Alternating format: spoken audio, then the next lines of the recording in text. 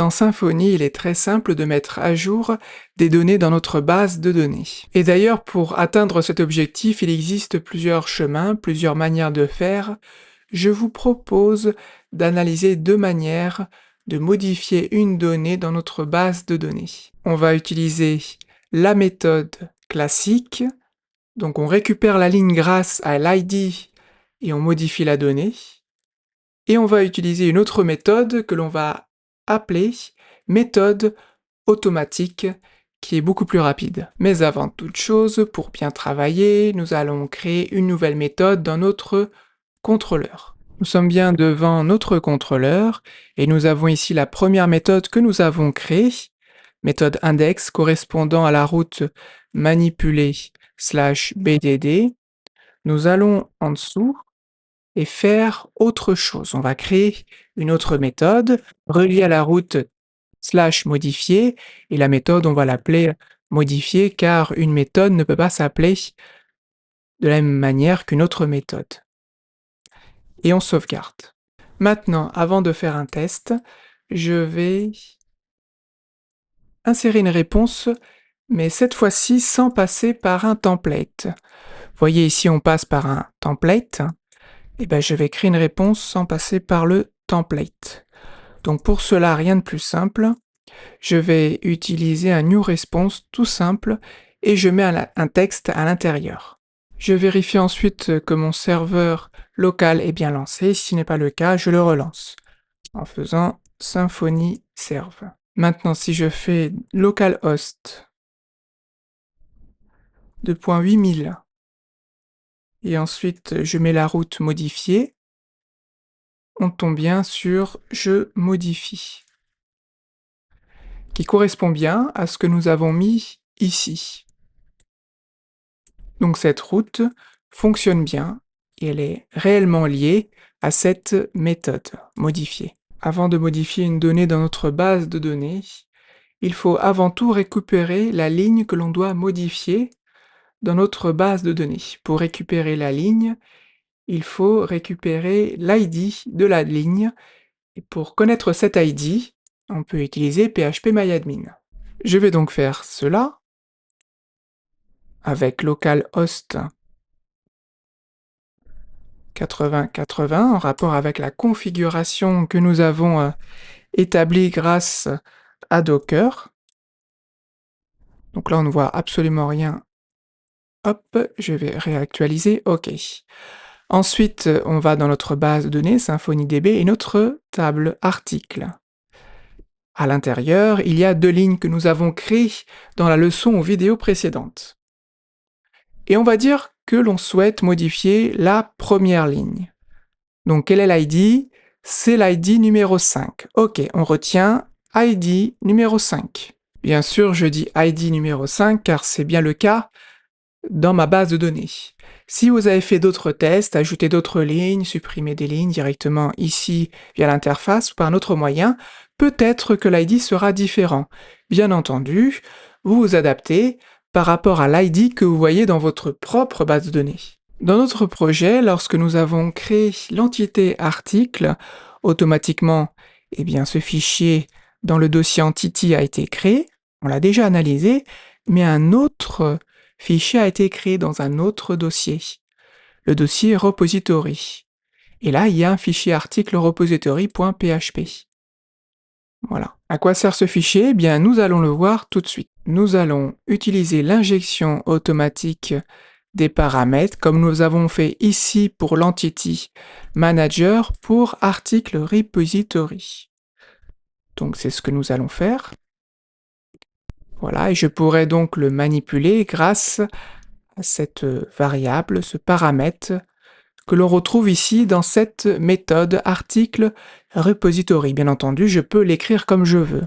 Il faut faire une importation. Ici, vous voyez, il n'y a rien par rapport à cet article repository, et je vais utiliser la méthode la plus rapide, import class.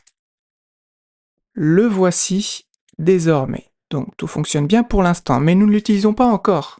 En fait, il est avantageux d'utiliser le repository lorsqu'on souhaite récupérer une donnée dans notre base de données. Comment faire? Eh bien, c'est très simple. On va créer par exemple une variable article et on va utiliser ce que nous avons injecté dans notre méthode article repository. À l'intérieur, il y a différentes méthodes et celle que nous allons utiliser, c'est la méthode find. Et à l'intérieur, on va mettre l'ID. Vous vous rappelez, moi, c'était l'ID numéro 5. Donc dans find, je mets l'ID numéro 5. Bien entendu, comme je l'ai dit précédemment, vous vous adaptez par rapport à l'ID qu'il y aura dans votre propre base de données. Et ensuite, en dessous, je vais utiliser la fonction dd, dump and die, qui permet tout simplement d'afficher le contenu de notre variable, article dans notre cas, et ensuite d'arrêter le code. Si je reviens dans mon navigateur, ici je réactualise, les choses vont changer puisque j'ai modifié le code. Et ici on a le contenu d'article qui correspond à la ligne de l'ID 5 de notre base de données. Donc là c'est confirmé, l'ID 5, le title et le contenu. Ça correspond bien à ce que nous avons ici. Très bien, maintenant nous avons tout préparé pour commencer à modifier directement des données dans notre base de données. On a vu tout à l'heure que l'on va utiliser deux méthodes. Et on va commencer par la méthode classique. Je peux commencer par supprimer cette partie-là. Donc ici, la variable article possède bien la ligne que nous voulons, qui correspond donc à l'ID numéro 5. Nous l'avons prouvé juste avant. Maintenant, je vais modifier le titre et le contenu en rapport aux colonnes de notre base de données. Pour cela, je vais utiliser donc la variable article et à l'intérieur, il y a différentes méthodes que je peux utiliser. setTitle and setContent. Ces méthodes ne viennent pas du hasard, mais se retrouvent ici dans article.php et on les retrouve ici, setTitle et setContent. Ces méthodes ont été créées automatiquement lorsque nous avons créé les colonnes de nos entités, ou plutôt nos propriétés. Les colonnes, c'est plus pour les tables, mais ça revient au même. Vous voyez, l'ID a été créé automatiquement, ok. On a voulu un titre, un title, et un contenu. Et automatiquement, il a créé les setters que nous pouvons maintenant utiliser grâce à cette méthode. Nous avons préparé les choses, mais la base de données ne sera pas modifiée, en tout cas, les données que nous souhaitons modifier. Regardez, si je réactualise, ok, et si je regarde, voilà, la première ligne n'a pas été modifiée. Par exemple, le titre, c'est mon premier article, alors qu'ici, on voulait modifier le titre et y mettre titre modifié avec la méthode classique. C'est normal, et pour mettre à jour nos informations, il va falloir utiliser l'Entity Manager. Comme ici, si nous avons créé une ligne, et pour créer, nous avions besoin de l'Entity Manager, c'est le cas également lorsque l'on modifie. Et ce que nous avons besoin, nous n'avons pas besoin de persister, nous avons tout simplement besoin d'utiliser cette méthode que nous allons mettre ici. On sauvegarde, et maintenant si je réactualise, bon ici ça change rien par rapport à la réponse, mais il y a eu du code, et là si je vais dans ma base de données, et que je réactualise, vous voyez bien que mon titre et mon contenu ont été modifiés grâce au code que nous avons mis ici. Passons maintenant à la deuxième méthode, la méthode automatique. Avant, on va rappeler ce qu'est un paramètre dynamique. Donc vous vous rappelez, par exemple, si je mets ID ici, juste après modifier, si je mets des accolades, je peux récupérer l'information qu'il y a ici. Il suffit tout simplement d'ajouter ID, et comme c'est un chiffre, on va mettre int, je le mets ici. Je peux effacer également ce que j'ai mis tout à l'heure. Pour confirmer, on va utiliser la fonction dd pour voir le contenu d'ID et voir si ça fonctionne bien. Donc maintenant cette route est différente, il faut que j'ajoute un ID, par exemple je vais mettre 50, et normalement 50 devrait apparaître. Et c'est bien le cas, 50 apparaît, correspond donc à ce que nous avons mis ici. Et on récupère bien ce que l'utilisateur a tapé à cet endroit grâce, eh bien, paramètres que nous avons ici. Ok, maintenant que j'ai expliqué tout ça, je vais effacer ça, et ça également. Mince. Et je vais juste garder eh bien, le paramètre dynamique. Maintenant, je vais insérer ici ce qui correspond à l'entity manager et l'entité article. Ok. Pour ensuite, eh bien, juste directement changer le titre. Ok. Et bien sûr, je fais le flush pour mettre à jour ma base de données. Et je songe la réponse en mettant j'ai modifié avec la méthode automatique.